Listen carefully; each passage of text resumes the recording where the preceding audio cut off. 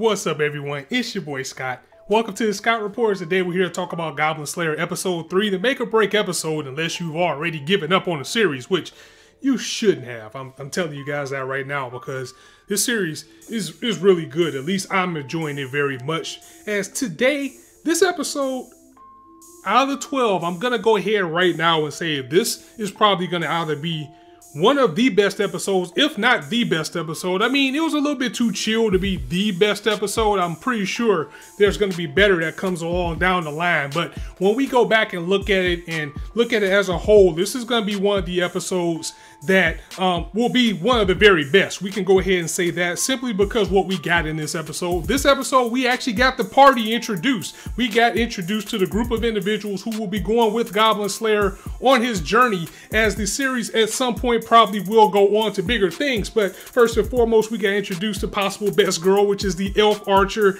Love elf characters, love archers, and they're usually always one and the same, and they're keeping the fantasy lore as well with her being a high elf. As you know, high elves are usually elves of royalty, or they're elves. In this case, they're descendants from fairies, so they're always like kind of regal, kind of uppity, you know, always not necessarily looking down to everybody, but they just kind of have that demeanor that I'm better than you, damn it. Listen to me because I am a high elf. And that's what I like about her already. But we got to meet her. We got to meet the dwarf in this episode as well, which I believe he is going to be a shaman, or I think he's a shaman. If he's not a shaman, it's going to be the other character. But we met a dwarf, and we got the dwarf elf rivalry in full effect here with these two just going at each other's throats right off the bat, going from, you know, from how old each other are, you know, from one being stupid. He's kind of like, you're flat chested, and she's like, well, all the women in your class are pretty much fat. It was just, you know, it was funny to see them get along. And we got the mediator of the bunch. We got the lizard man, who I really think is a shaman. Again, I think someone let me know what each one of the classes were.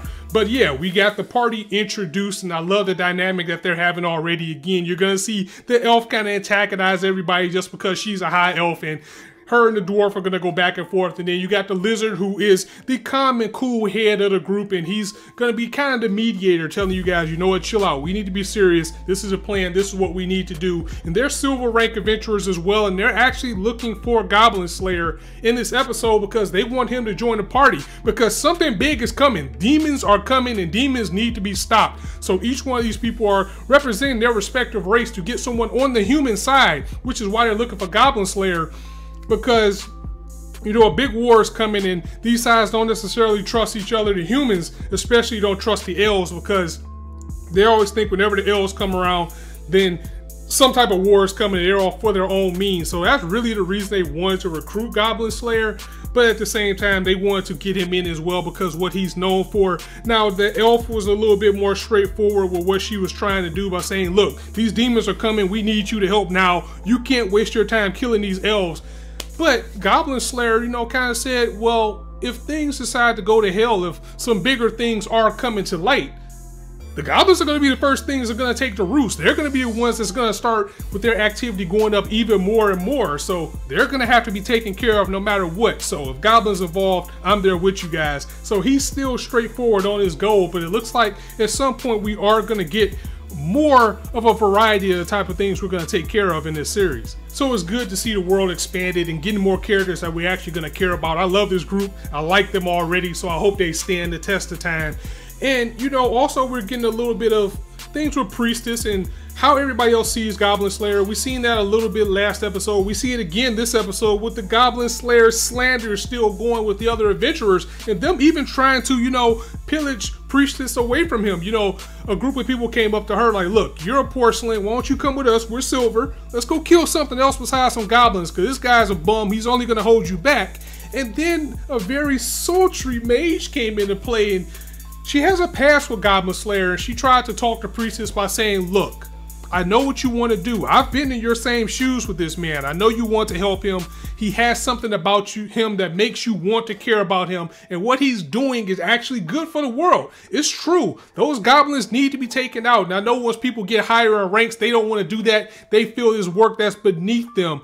But you, at some point are going to want things bigger for yourself. There's bigger things coming than these goblins. You're going to want to be prepared. He's not going to be the person that's going to prepare you for that. So her sales pitch was a little bit better than, you know, the people that were approaching her. She came into her in a way by saying, I understand. I was in that same role you're in. Something big is coming. You're going to want to be more prepared than what he has for you. And she also mentioned that she created a scroll for Goblin Slayer. So I'm pretty sure that's going to be some very powerful magic that he has in his bag there to take out goblins, because we also find out more about goblins. We know that Goblin Slayer is very skilled and experienced in what he does, and he knows about more goblins. You know, like when the elf was saying that these demons are coming, he was asking, you know, about, you know, the intel, like what type of goblins are going to be there? Have you scouted them? What times are going to be there? Have you seen any goblin champions or seen any goblin, you know, goblin champions or kings? Because there are higher level goblins, which I